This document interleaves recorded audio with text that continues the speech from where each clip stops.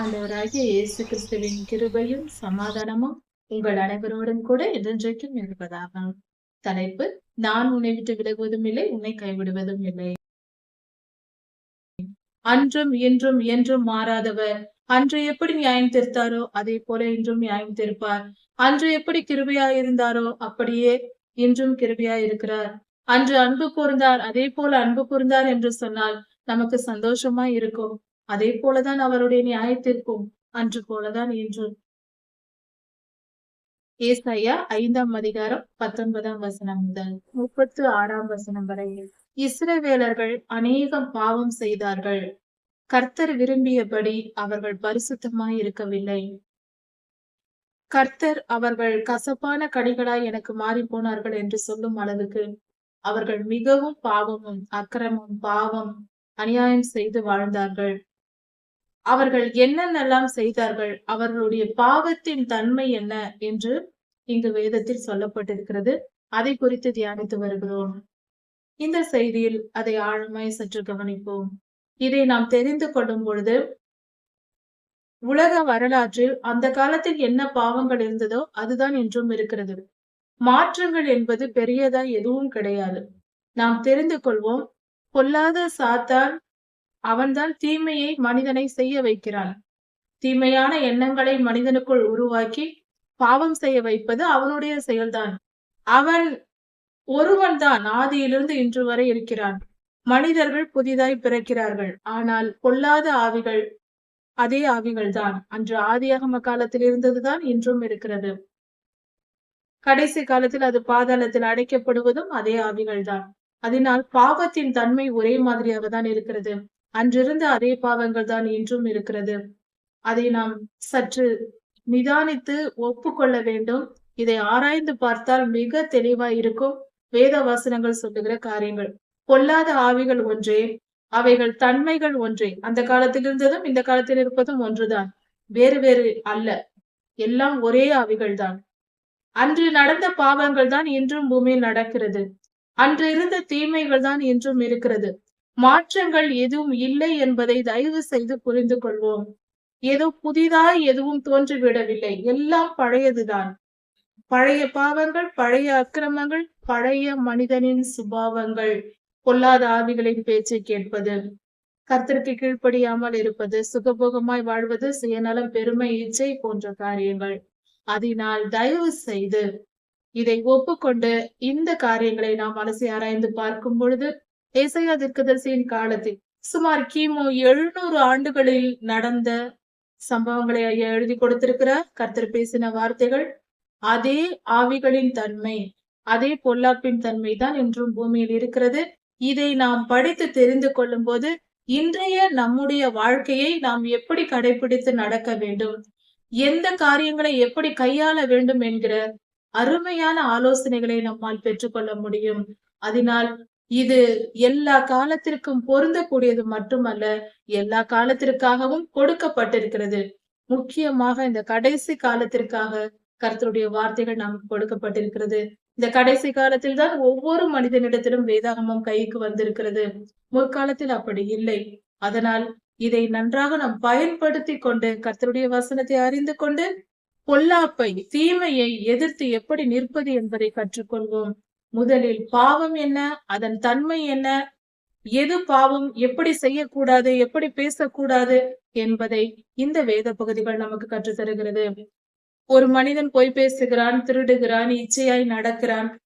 இப்படியெல்லாம் செய்து வருகிற ஒரு மனிதன் அதற்கு அடுத்து என்ன பாவம் செய்வான் என்றும் எதை செய்யக்கூடாது என்றும் வேதம் சொல்லுகிறது. எந்த பாவத்திற்கும் மனம் திரும்பினால் மன்னிப்பு உண்டு. அதை புரிந்து கொள்வோம்.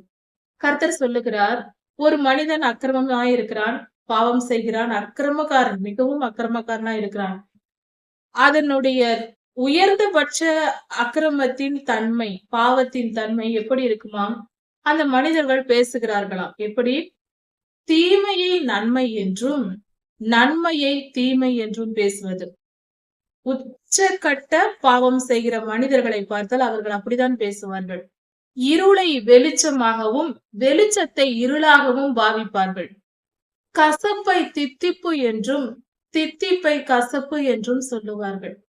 இப்படிப்பட்ட ஒரு மனநிலை இருக்கும். அதுதான் மகா கேடுள்ள பாவமான அக்கிரமமான செயல்கள். உதாரணத்திற்கு ஒரு சில காரியங்களை நாம் சற்று கவனித்து பார்ப்போம். இப்படிப்பட்ட மனிதர்கள் இந்த காலத்தில் நாமே சந்திக்கிறோம். இது நடக்கிறது. இப்படிப்பட்ட காரியங்கள் தீமையை நன்மை என்று சொல்வது. அதாவது ஒருவன் இச்சை கொண்டு பாவம் செய்கிறாள். ஒரு பெண் பாவம் செய்கிறாள், ஒரு ஆண் பாவம் செய்கிறான். இச்சையான காரியங்களில் நடந்தால் அவர்களுக்கு சமுதாயம் பாராட்டுகிறது. எவ்வளவு இச்சையாய் நடக்கிறாள், அவளுக்கு எவ்வளவு திறமை இருக்கிறது என்று. இதுதான் தீமையை நன்மை என்று சொல்வது. பாவம் செய்வதில் திறமை என்ன இருக்கிறது? பாவத்தை அதிகமாய் செய்கிறவர்களை பார்த்து திறமைசாலி என்கிற பாராட்டுகள் கொடுக்கிறது சமுதாயம். இதுதான் அக்கிரமத்தின் உச்சகட்டம். நன்மையை தீமை என்று சொல்வது. ஒரு ஆணோ பெண்ணோ கர்த்தருக்கு பயந்து கர்த்தருடைய வழிகளில் பரிசுத்தமாய் வாழ்ந்தால் அவர்களை கேவலமாக பேசுவது, அவமானப்படுத்துவது, துன்பப்படுத்துவது, அவன் அக்கிரமக்காரி என்று முத்திரை குத்துவது, கர்த்தருக்கு பயந்தவர்களை தீயவர்கள் என்று சொல்வது, இதுதான் நன்மையை தீமை என்று சொல்வது. கர்த்தருடைய ஜனங்கள் அவர்களை பார்த்தால், இது என்ன எப்பொழுதும் ஆராதனை செய்து கொண்டே இருக்கிறார்கள், இது என்ன யாரிடமும் பேச மாட்டேன் என்கிறார்கள், ஏன் நம்மை போல இவர்கள் இருப்பதில்லை என்று பேசுவது. இது தவறு என்று சொல்வது, ஒழுக்கமாய் இருப்பதையும் பரிசுத்தமாய் வாழ்வதையும் முட்டாள்தனம் என்றும் தவறு என்றும் இன்னும் பலவிதமாய் பேசுகிற தூஷண வார்த்தைகள் சொல்லியும் பேசுவார்கள். இப்படிப்பட்டதுதான் உயர்ந்த உச்சகட்ட பாவத்தின் நிலை. தீமையை நன்மை என்றும் நன்மையை தீமை என்றும் பேசுகிறவர்கள். இருளை வெளிச்சமாகவும் வெளிச்சத்தை இருளாகவும் பாவித்து பொல்லாத ஆவிகளுக்கு இடம் கொடுத்து செய்கிற பாவ விக்கிரக ஆராதனை போன்ற காரியங்களுக்கு அதை பெருமையாய் பேசி பரிசுத்தமான கர்த்தருடைய காரியங்களை செய்யும் பொழுது அதை தீமை என்று சொல்லி நினைப்பது, அதற்கேற்றபடி நடப்பது, தவறாக நடப்பது, இப்படியும் செய்கிறார்கள். இருளை வெளிச்சம் என்றும் வெளிச்சத்தை இருள் என்றும் பாவிப்பவர்கள். கசப்பை தித்திப் என்றும் தித்திப்பை கசப்பென்றும் சொல்லுகிறவர்கள். அதாவது ஒரு மனிதன் பாவம் செய்கிறான், அந்த பாவத்தின் நிமித்தம் அவனுக்கு ஒரு வேதனை வருகிறது என்றால் அதுதான் உயர்ந்த நிலை என்று சொல்லிக் கொள்வது.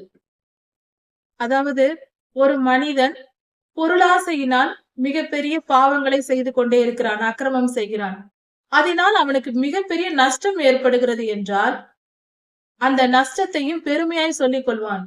நான் இப்படிப்பட்ட பாவம் செய்துதானே நான் நஷ்டப்பட்டேன், இந்த தவறு செய்தேன், அதற்கு எனக்கு நஷ்டம் வந்தது என்று பெருமையாக சொல்லிக் கொள்வது. உதாரணத்திற்கு பாவமான ஒரு வேலையை செய்வது, அது அதற்காக அதிக பணம் பொருள் செலவு செய்து ஏதாவது ஒரு கட்டிடம் கட்டுவது போன்ற பாவமான ஒரு காரியம் செய்வதற்காக இப்படியெல்லாம் செய்வது. அதில் நஷ்டம் ஏற்பட்டு விட்டால் அது தன்னுடைய சாதனை என்று சொல்லிக் கொள்வது. இப்படிப்பட்ட காரியங்கள் கர்த்தருக்கு அருவருப்பானது. நன்மையை தீமை என்றும் தீமையை நன்மை என்றும் இருளை வெளிச்சம் என்றும் வெளிச்சத்தை இருள் என்றும் பாவித்து கசப்பை தித்திப்பென்றும் தித்திப்பை கசப்பு என்றும் சொல்லி வாழ்கிறவர்களுக்கு ஐயோ என்று வேதம் சொல்லுகிறது. இவர்களுக்கு வரும் நியாயத்தீர்ப்பு மகா கொடியதா இருக்கும். கர்த்தருடைய நியாயத்தீர்ப்பு வரும் என்பது மட்டுமல்ல, அது இருப்பதிலே உச்சகட்டமாய் இருக்கும். இவர்கள் பாவம் எப்படி உச்சகட்டத்தில இருக்கிறதோ, இது மகா கொடுமையா இருக்கிறதோ, அதே போல அவர்களுக்கு வரும் தண்டனையும் மகா கொடுமையா இருக்கும். கர்த்தருக்கு முன்பாக எதிர்த்து நிற்க மனிதன் எம்மாத்திரம், ஏன் இந்த வேலை? துணிந்து போய் பாவம் செய்துவிட்டு தங்களுடைய பாவத்தின் நிலை, அதாவது பாவத்தின் துவக்கம் என்பது இருக்கிறது, கொஞ்சம் கொஞ்சமாக அது வளர்ந்து கொண்டே போகும் அல்லவா? பாவம் சிறிய பாவத்திலிருந்து பெரிய பாவமாக வளரும். அதை திறமையாக செய்து பல நாட்கள் பல ஆண்டுகள் பழகி பல ஆண்டுகள் அதை ஊறி அந்த பாவத்தை செய்து கொண்டு இருந்து விட்டு எல்லா பாவங்களையும் ஒன்று இந்த பாவம், அந்த பாவம், அந்த பாவம் என்று எல்லா பாவங்களையும் கற்றுக்கொண்டு செய்கிறவர்கள் தங்களை ஞானி என்றும், தங்களை புத்திமான்கள் என்றும், தாங்கள் தான் எல்லாம் தெரிந்தவர்கள். என்னைப் போல ஞானி உண்டா? நான் எவ்வளவு திறமையாக இந்த திருட்டை செய்கிறேன் பார். எவ்வளவு திறமையாக நான் அந்த பொருளை அபகரிக்கிறேன் பார். எவ்வளவு திறமையாக நான் இந்த காரியத்தை சாதிக்கிறேன் பார். பாவம் செய்துவிட்டு அதை திறமை என்றும், ஞானம் என்றும், புத்திசாலித்தனம் என்றும் சொல்லிக் கொள்ளுகிறவர்களுக்கு ஐயோ!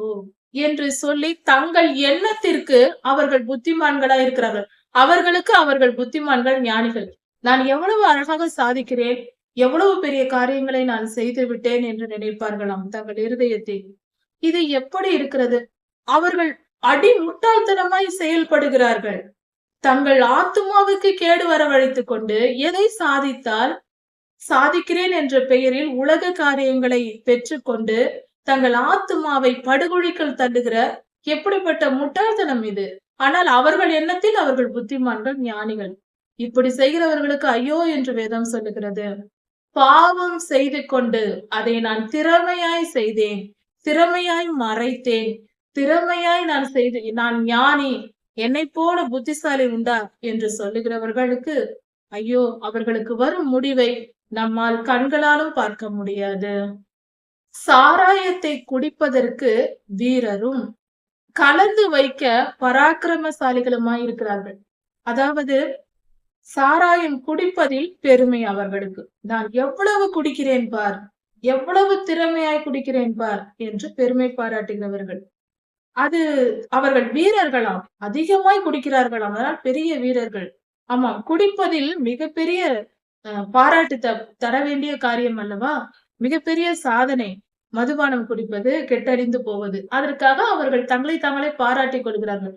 நான் குடிப்பதில் வீரன், அதை கலந்து வைப்பதில் நான் பராக்கிரமசாலி. அப்படி என்றால் பாவம் செய்ய தன்னை ஒப்பு கொடுத்து விட்டு, பாவத்தை துணிந்து கர்த்தருக்கு பயப்படாமல் செய்துவிட்டு, அதை தன்னைத்தானே பெருமைப்படுத்திக் கொண்டு நான் ஞானி, புத்திசாலி, நான் பராக்கிரமசாலி என்று சொல்லிக் கொள்கிறவர்களுக்கு ஐயோ! அக்னி கடலில் வேகும் போதல்லவா தெரியும் அதன் அருமை.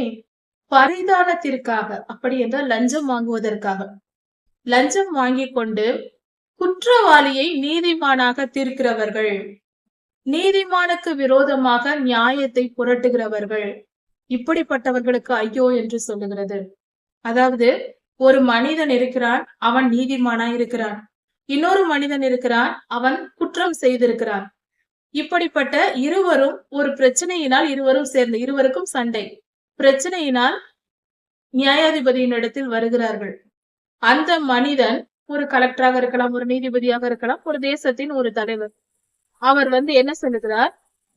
குற்றவாளியின் இடத்தில் லஞ்சம் வாங்கிக் கொள்வது. எவன் தவறு செய்தானோ அவனிடத்தில் லஞ்சத்தை வாங்கி கொண்டு நீதிமானின் மேல் அந்த பழியை போட்டு அந்த மனிதனுக்கு தண்டனை கொடுத்து விடுவது, நீதிமானுக்கு தண்டனை கொடுத்து விடுவது. குற்றவாளியினிடத்தில் பணத்தை வாங்கி கொண்டு அவனை விட்டு விடுவது தண்டிக்காமல். இப்படி செய்கிறவர்களுக்கு ஐயோ என்று வேதம் சொல்லுகிறது. இப்படி லஞ்சம் வாங்கி கொண்டு நீதியை புரட்டுகிறவர்கள், குற்றவாளியை தப்ப விடுகிறவர்கள், நல்லவர்களுக்கு தண்டனை கொடுக்கிறவர்களுக்கு ஐயோ, அவர்கள் அக்னி கடலுக்கே போவார்கள். ஐயோ என்றால் அவ்வளவுதான், உச்சக்கட்ட பாவத்திற்கான தண்டனை கிடைக்கும். அது மிகப்பெரிய தண்டனையா இருக்கும். அதை மனிதனால் சகிக்க முடியாது.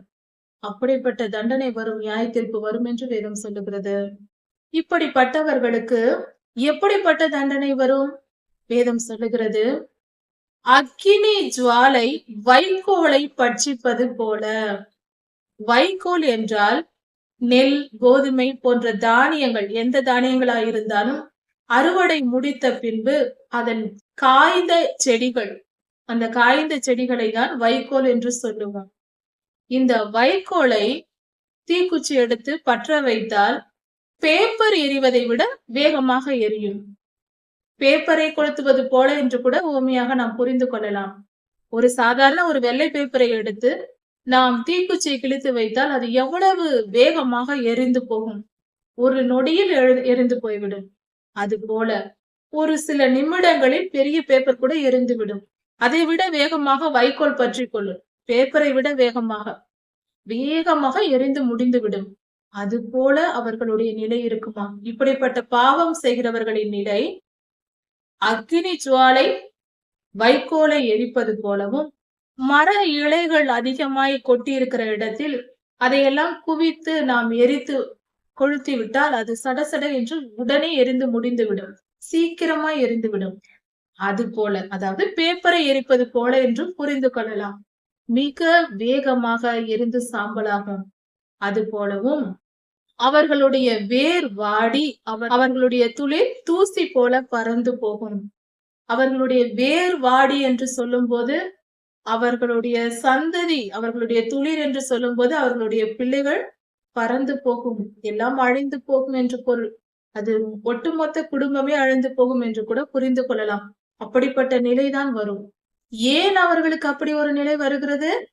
இஸ்ரவேலின் பரிசுத்தருடைய வசனத்தை அசட்டை பண்ணினவர்கள், இப்படிப்பட்டவர்கள். அதாவது மிக தெளிவான அழகான விளக்கம் இது. இவர்கள் செய்த இவ்வளவு பாவங்களுக்கும் காரணம் அவர்கள் வேதத்தை வாசிக்காமல் இருந்ததுதான். வேதத்தை வாசிக்காதவர்களுடைய நிலை இப்படிதான் முடிந்து போகும். பேப்பரில் நெருப்பு வைத்தது போல அவர்கள் வாழ்க்கை. அக்னி கடலுக்கு இரையாவார்கள் என்று பொருள்.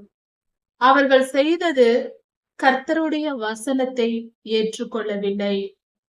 அதை அவர்கள் மனப்பூர்வமாய் ஏற்றுக்கொண்டு கடைபிடித்து நடக்கவில்லை என்று தெள்ளத் தெளிவாக வேத வசனம் சொல்லுகிறது. இஸ்ரவேலின் பரிசுத்தருடைய வசனத்தை அசட்டை பண்ணினார்கள். இன்று ஒவ்வொரு திருச்சபைகளிலும் என்ன நடக்கிறது? வேத வசனம் கடைபிடிக்கப்படுகிறதா? அசட்டை பண்ணப்படுகிறதா? இது நமக்கு நாமே கேட்டுக்கொள்ள வேண்டிய கேள்வி. ஒவ்வொரு கர்த்தருடைய ஜனமும் தமக்கு தாமே கேட்டுக்கொள்ள வேண்டிய கேள்வியா இருக்கிறது. வேத வசனத்தை அசட்டை பண்ணுகிறோமா? தேவாலயத்தில் வசனம் படித்தால் அதை காதில் கேட்டு அதை ஏற்றுக்கொண்டு மனம் திரும்புகிறோமா? அதை நம் வாழ்க்கையில் செயல்படுத்துகிறோமா? கர்த்தருடைய வசனத்தின் வழியில் நாம் நடக்கிறோமா? நடக்கவில்லை என்றால் இப்பொழுது பார்த்த நியாய தீர்ப்புகளுக்கு நமக்கும் சொந்தம் உண்டாகிவிடும். தயவு செய்து கர்த்தருக்கு பயப்படுங்கள். கர்த்தருக்கு பயந்து வாழ்வது மிக மிக அவசியம். கர்த்தருக்கு கீழ்ப்படிதல் என்பது கடினமான பாதை அல்ல, சுலபமானதுதான். வெளியிலிருந்து பார்த்தால் கடினமாய் தோன்றும். ஆனால் கர்த்தர் நம்மை சுமந்து போவதினால் அது கடினமாய் இருக்காது. கர்த்தருடைய கிருபை நம்மை சுலபமாக்கிவிடும் அந்த பாதையை கடக்க. நீதி நிமித்தம் அந்த பாதையில் தான் நாம் நடந்து போக வேண்டும். ஆனால் அதை சுலபமாக்க கர்த்தரின் கிருபை நமக்கு கிடைக்குமே. பெரும் கடல் இருக்கிறது, அது துன்பம்தான், அதை கடக்க முடியாதுதான். படகாய் அவர் வரும்பொழுது அவர் வந்து நம்மை சுமந்து சென்று அந்த துன்ப கடலிலிருந்து நம்மை காப்பாற்றி விடுவார். அவர் படகாய் நமக்கு இருக்கும் பொழுது நாம் எந்த கடலிலும் இறங்கலாமே. அவர் நம்மை காக்க இருக்கிறார். பயப்படுவோம். கர்த்தருக்கு பயந்து பரிசுத்த வாழ்வு வாழ்வோம். வசனத்தின்படி வாழ வேண்டும். அதற்குதான் வேதாகமம் நம் கையில் கொடுக்கப்பட்டிருக்கிறது. தயவு செய்து அதை உணர்ந்து கொள்வோம். இந்த வசனத்தை இருதயத்தில் எழுதி கொள்வோம். கர்த்தருடைய வசனத்திற்கு கீழ்ப்படியாமலும் அசட்டை பண்ணினால் நமக்கு நேரிடும் கதி இதுவாய் இருக்கிறது. வேண்டாம், இப்படிப்பட்ட நிலை நமக்கு வர வேண்டாம். நம் எல்லோரும் கர்த்தரிடத்தில் பரலோக ராஜ்யத்தில் ஒன்று கூடி வாழ வேண்டும். அதற்கான காரியங்களை இன்றே இப்பொழுதே துவங்குவோம். பரிசுத்தம் அடைவோம். வேதாகமத்தை எடுத்து படிப்போம். தினந்தோறும் மனம் திரும்புவோம். ஒவ்வொரு நாளும் மனம் திரும்பினால்தான் பல ஆண்டுகள் தேவைப்படும் ஒரு மனிதன் முழுமையாய் மனம் திரும்பி பரிசுத்தம் அடைவதற்கு. சரியாக சொல்லிவிட முடியாது. ஒவ்வொருவருக்கும் ஒவ்வொரு விதமான கால அளவு தேவைப்படும். ஆனால் வருட கணக்கில் ஆகும். தயவு செய்து மனம் திரும்புவோம். நம் நாட்கள் எவ்வளவென்று நமக்கு தெரியாது. சீக்கிரமாய் மனம் திரும்பி பரலோக ராஜ்யத்திற்கு ஆயத்தப்படுவோம். நம்மை தகுதிப்படுத்திக் கொள்வோம். இப்படிப்பட்ட நியாய தீர்ப்புகள் ஏன் வந்தது என்று சொல்லும் பொழுது கர்த்தர் சொல்லுகிற ஒரு காரியம், இப்படிப்பட்ட நியாய தீர்ப்புகள் வருவதற்கு காரணம் என்ன என்று பார்க்கும் பொழுது, கர்த்தருடைய வேத வசனத்தை அவர்கள் வெறுத்தார்கள். கர்த்தருடைய வசனத்தை வெறுத்து அதை அசட்டை பண்ணினார்கள். அது நிமித்தமே கர்த்தருடைய கோபம் வந்தது. அவர் தம் மக்கள் மேல் கோபம் கொண்டு அவர்கள் செய்த இந்த அக்கிரமத்து நிமித்தம் கோபம் கொண்டு கர்த்தர் அவர்களை தண்டிக்கிறார். அவருடைய கோபம் பெருகி வந்து பர்வதங்கள் அதிரும்படியாக ஜனங்கள் எல்லாம் குப்பையைப் போல இறந்து கிடக்கும்படியாக, குப்பையை சேர்த்து வைப்பது போல இறந்தவர்களின் உடல்களை சேர்த்து வைத்திருந்தார்கள். அப்படிப்பட்ட நிலை வரும்படியாக கர்த்தருடைய கோபம் மூண்டது என்று சொல்லப்பட்டிருக்கிறது. இதே போன்ற ஒரு நிலை பல இடங்களில் நடக்கிறது. கொரோனா சமயத்தில் நடந்தது. நிலநடுக்கங்கள் வரும்போது சில இடங்களில் இப்படி நடக்கிறது. ஒரே இடத்தில் அநேகம் பேர் மரித்திருப்பார்கள். அதை பார்த்தால் மிகவும் வேதனையா இருக்கும். அப்படிப்பட்ட ஒரு கொடூரமான நிலை வரும். கர்த்தருக்கு கோபம் வந்தால் இப்படியெல்லாம் நடக்கும். அவர் தமது கரத்தை நீட்டி இப்படிப்பட்ட தண்டனையை அவர்களுக்கு கொடுத்தார். இதையெல்லாம் செய்தும் அவருடைய கோபம் ஆறாமல் இன்னும் அவருடைய கை நீட்டே இருந்தது. அவருடைய கரங்கள் நீண்டே இருந்தது. அவருடைய திருக்கரங்கள் நீண்டால் என்ன ஆகும் என்பதை தெரிந்து கர்த்தருக்கு பயந்து நடப்போம். இதையெல்லாம் தெரிந்து கொள்ள வேண்டும். இப்படி இஸ்ரவேலர்கள் கர்த்தருடைய ஜனங்கள் செய்த பாவத்தை நிமித்தம் அவர்களின் ஒரு கூட்டம் மக்களை கர்த்தர் அழித்து போட்டார், இறந்து போனார்கள். அது மட்டும் அல்லாமல் இன்னும் அவருடைய கோபம் ஆறாமல் தூர தேசத்தில் இருக்கிற புறஜாதியார்கள், மற்ற மனிதர்கள், கர்த்தரை அறியாத ஜனங்கள் இருக்கிறார்கள் அல்லவா, அவர்களை எல்லாம் அழைக்கிறாராம் கர்த்தர். எதற்கு? இவர்களை அவர்களிடத்தில் ஒப்பு கொடுப்பதற்கு. அதாவது தூரத்தில் இருக்கிற ஜனங்கள் எல்லாம் வந்து இஸ்ரவேலர்களை கொடுமைப்படுத்தும்படியாக கர்த்தர் அனுமதிக்கிறார். தம்முடைய ஜனங்களை கொடுமைப்படுத்த அவர்களை விட்டு விடுகிறார். நீ செய்த பாவத்து நிமித்தம் போய் அவர்களிடம் தண்டனையை அனுபவி என்று அவர்கள் வந்து இவர்களை கொடுமைப்படுத்த தொடங்குகிறார்கள். பூமியின் கடையாந்திரங்களில் இருந்து வேகமாய் அவர்கள் வந்து இஸ்ரவேல் ஜனங்களை கொடுமைப்படுத்துவார்கள், துன்பப்படுத்துவார்கள். யுத்தங்கள் நேரும், யுத்தங்கள் வரும், மகா கொடுமை உண்டாகும். இஸ்ரவேலர்களை கொடுமைப்படுத்த வருகிறவர்கள் விடாய்த்தவனும் இளைத்தவனும் இல்லையாம். அவர்களில் சோர்ந்து போகிறவர்களே இல்லை. மகா பலசாலிகளாய் இருக்கிறார்கள், மிக திறமையானவர்களாய் இருக்கிறார்கள். அவர்களை இவர்களால் வெல்ல முடியாது. அந்த அளவுக்கு மகா பலசாலிகளாய் இருக்கிறார்கள். அப்படிப்பட்டவர்கள் வந்து கொடுமைப்படுத்த தொடங்குகிறார்கள். தூங்குகிறவனும் உறங்குகிறவனும் இல்லை. அப்படிப்பட்ட கொடுமை செய்கிறவர்கள் தூங்குவதே இல்லை. அந்த அளவுக்கு தொடர்ந்து இரவும் பகலும் துன்பப்படுத்தி கொண்டே இருக்கிறார்கள். இஸ்ரவேலில் இப்பொழுது கொஞ்ச காலத்திற்கு முன்பாக நடந்த யுத்தமும் அப்படிதான் இரவு பகலாக நடந்து கொண்டிருந்தது. இப்படி இவர்கள் செய்கிற பாவத்தின் நிமித்தமே அந்நியரிடம், இஸ்ரவேலர்கள் செய்கிற பாவத்தின் நிமித்தமே, கர்த்தருடைய ஜனமாகிய கிறிஸ்தவர்கள் செய்கிற பாவத்தின் நிமித்தமே அடுத்த மனிதர்களிடம் ஒப்பு கொடுக்கிறார் கர்த்தர். இதை தெரிந்து கொள்வோம். நம்மை யாராவது கொடுமைப்படுத்தினால், நம்மை யாராவது துன்பப்படுத்தினால் அதற்கு காரணம் நம்முடைய பெருமை, நம்முடைய பாவம். நாமே அதற்கு காரணமா இருக்கிறோம். நாம் மனம் திரும்பினால் அப்படிப்பட்ட நிலையிலிருந்து விடுதலையாகலாம். அப்படி வெளி தேசங்களில் இருந்து வந்து கொடுமைப்படுத்துகிறவர்கள் அவர்களுடைய இடுப்பின் கச்சை அவிழ்வதும் இல்லை, அவர்களின் பாதரட்சைகளின் வார் அவிழ்வதும் இல்லையாம். அப்படி என்றால் மிகுந்த பலசாலிகளாக, அதாவது ஒரு யுத்த வீரனாக, ஆர்மி மேனாக அவர்கள் இருக்கிறார்கள். அப்படி என்றால் மிகுந்த பலசாலிகள். அவர்கள் சோர்ந்து போகாமல் கொடுமைப்படுத்துகிறார்கள் என்று போகும். அவர்களுடைய அம்புகள் கூர்மையானதாகவும் அவர்கள் வில்லுகள் நாணேற்றப்பட்டதாகவும் அவர்களுடைய குதிரைகளின் குழம்புகள் கற்பாறையை போலவும் எண்ணப்பட்டதாய் இருக்கிறது. அந்த அளவுக்கு அவர்கள் பயன்படுத்துகிற ஆயுதங்களும் பலமுள்ளதாய் இருக்கிறது. அதாவது இந்த காலத்திற்கு இது பொருந்தும்படி சொல்ல வேண்டும் என்றால், அவர்கள் வைத்திருக்கிற அணுகுண்டுகள் மகா பயங்கரமானதா இருக்கிறது.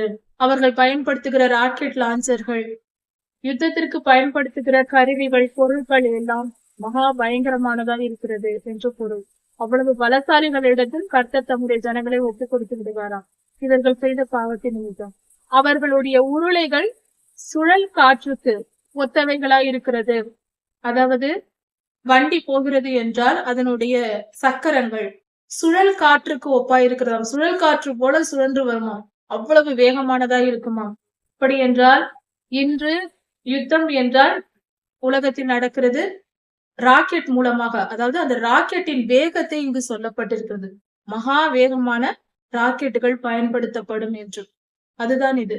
அந்த துன்மார்க்கர்களுடைய கெர்ச்சிப்பு சிங்கத்தின் கெர்ச்சிப்பை போல இருக்கிறதாம்.